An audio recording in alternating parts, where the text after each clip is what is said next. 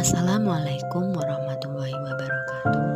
Perkenalkan, nama saya Nur Inayah Sari, NIM 2019 12168, kelas 4 di pengauditan 1.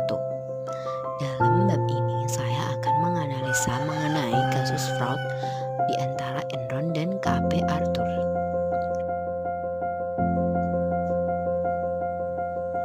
Profil KAP Arthur dan Enron.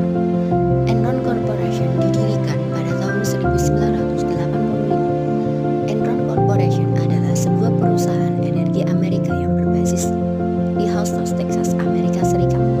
Enron merupakan hasil merger antara perusahaan Houston Natural Gas and Internal, sebuah perusahaan pipa. Pada saat itu, Enron dipimpin oleh Kenneth Lai sebagai CEO dan hanya berkecimpung dalam industri pipa gas. Sedangkan KAP Arthur Andersen adalah perusahaan jasa akuntansi yang berbasis di Chicago, Amerika Serikat. Perusahaan ini didirikan oleh Arthur Andersen pada tahun 1913. Kantor akuntan publik tersebut termasuk dalam Big Five bersama dengan PricewaterhouseCoopers, Deloitte, Ernst & Young, and KPMG. Arthur Andersen menjadi auditor eksternal Enron sekaligus konsultan manajemennya dengan bayaran 5 juta untuk biaya audit dan 50 juta untuk biaya konsultasi.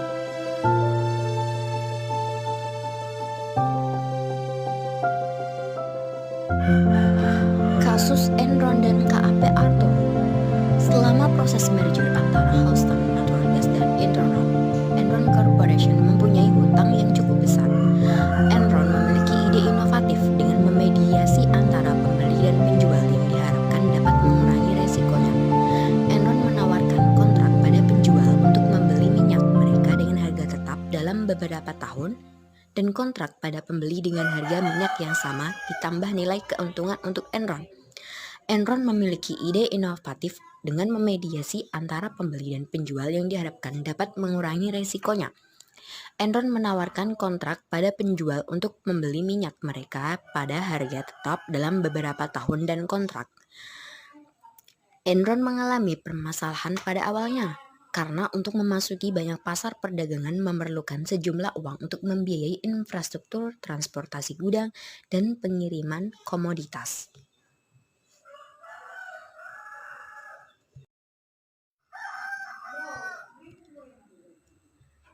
Entitas untuk tujuan khusus ini kemudian mengajukan sejumlah besar hutang dengan saham Enron sebagai penjaminnya.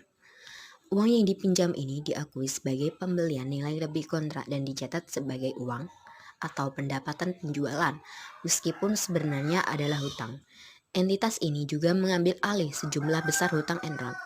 Pada 12 Oktober 2001, Enron mengumumkan mengambil alih hutang dan aset entitas khusus.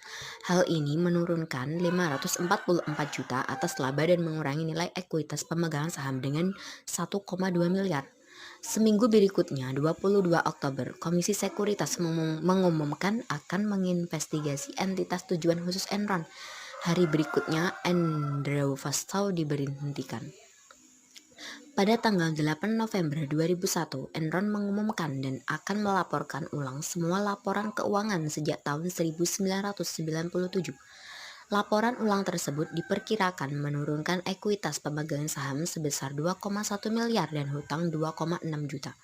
Sehingga terjadinya penurunan nilai rating investasi perusahaan yang disebabkan hutangnya yang terlalu besar, yang sebelumnya tidak tercatat dalam neraca. Kemudian diklasifikasikan ulang sehingga tercatat dalam neraca.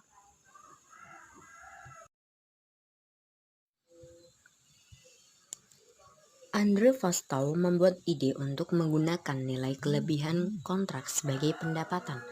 Andrew dan KAP Arthur Andersen bekerja sama dan menyiapkan serial limited partnership atau perusahaan rekanan terbatas yang disebut special purpose entities.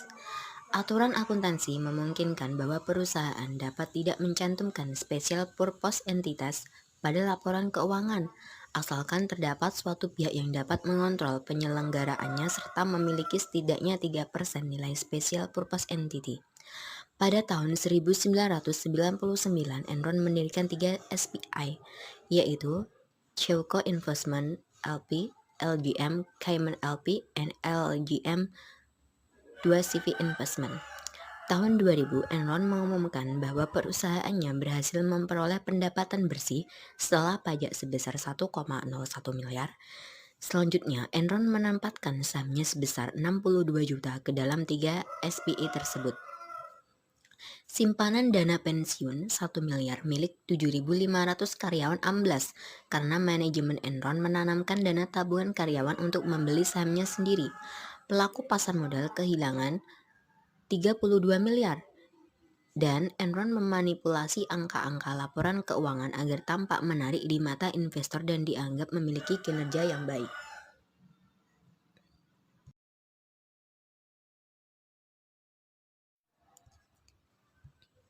Enron menjadi sorotan masyarakat luas pada akhir 2001 ketika terungkapkan bahwa kondisi keuangan yang dilaporkannya didukung terutama oleh penipuan akuntansi yang sistematis, terlembaga, dan direncanakan secara kreatif. Operasinya di Eropa melaporkan kebangkrutannya pada 30 November 2001 dan 2 hari kemudian pada 2 Desember di Amerika Serikat, Enron mengajukan permohonan perlindungan. Saat itu, kasus itu merupakan kebangkrutan terbesar dalam sejarah Amerika Serikat dan menyebabkan 4.000 pegawai kehilangan pekerjaan mereka. Tuntutan hukum terhadap para direktur Enron setelah skandal tersebut sangat menonjol karena para direkturnya menyelesaikan tuntutan tersebut dengan membayar sejumlah uang yang sangat besar secara pribadi. Selain itu, skandal tersebut menyebabkan dibubarkannya perusahaan akuntansi Arthur Andersen yang akibatnya dirasakan di kalangan dunia bisnis yang lebih luas. Keterlibatan KAP Arthur Andersen. KAP Arthur Andersen selain mengaudit laporan keuangan Enron juga sebagai konsultan manajemen Enron.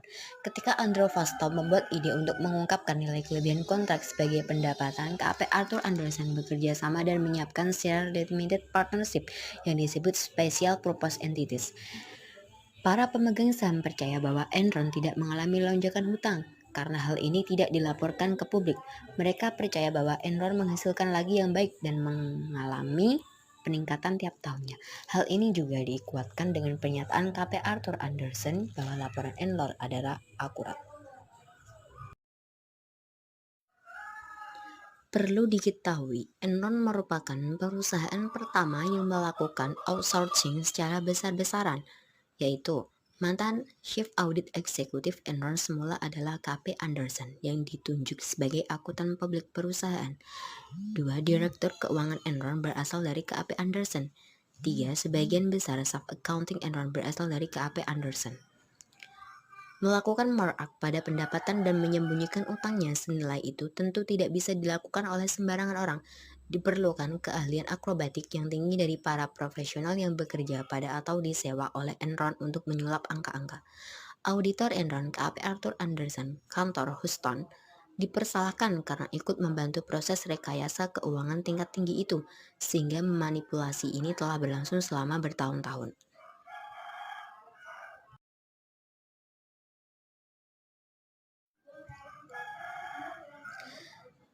Salah satu seorang CEO dilaporkan telah mempertanyakan praktek accounting perusahaan yang dinilai tidak sehat dan mengungkapkan kekhawatiran berkaitan dengan hal tersebut kepada CEO dan partner KP Andersen pada pertengahan 2001.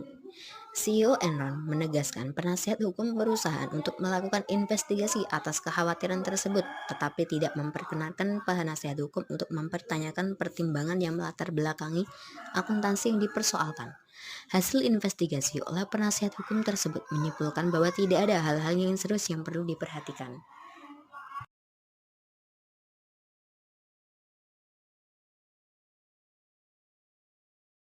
Akhir dari kasus Enron. Pada tanggal 2 Desember 2001, Enron mendaftarkan kebangkrutan perusahaan ke pengadilan dan memecat 5.000 pegawai. KAP Andersen diberhentikan sebagai auditor Enron pada pertengahan Juni 2002. Sementara KAP Andersen menyatakan bahwa penugasan audit oleh Enron telah berakhir pada saat Enron mengajukan proses kebangkrutan pada 2 Desember 2001. CEO Enron, Kenneth Lai, mengundurkan diri pada tanggal 2 Januari 2002, akan tetapi masih dipertahankan posisinya di Dewan Direktur perusahaan. Pada tanggal 4 Februari, Mr. Lai mengundurkan diri dari Dewan Direktur perusahaan.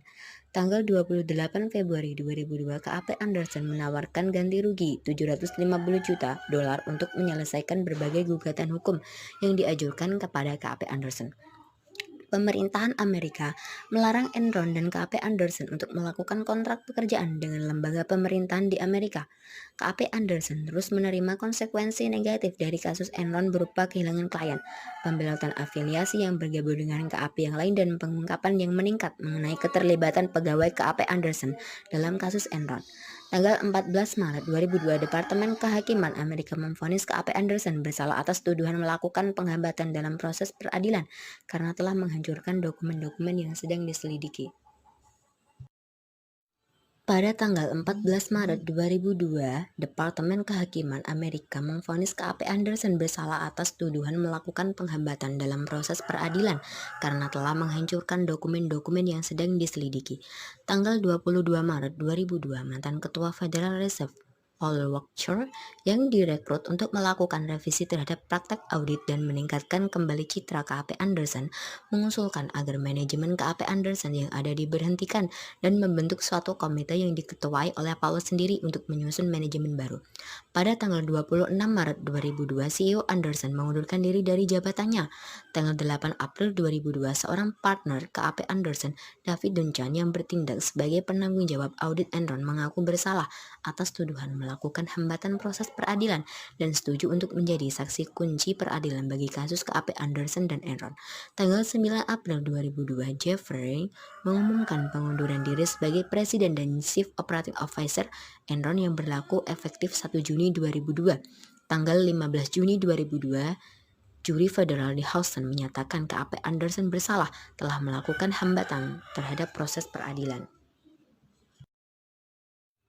Setelah kasus Enron terkuak oleh publik, hal ini menyebabkan dicabutnya izin KAP Arthur Anderson oleh Otoritas Keuangan Amerika Serikat, dan tidak lama setelah kasus ini terjadi juga kasus serupa seperti Tyco Global Grossing, WorldCom, Xerox Corp, dan lain-lain, yang mana semua kejadian tersebut mencemarkan nama baik profesi akuntan publik yang seharusnya independen.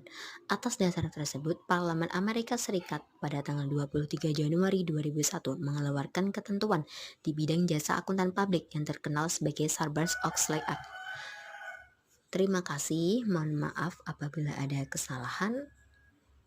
Wassalamualaikum warahmatullahi wabarakatuh.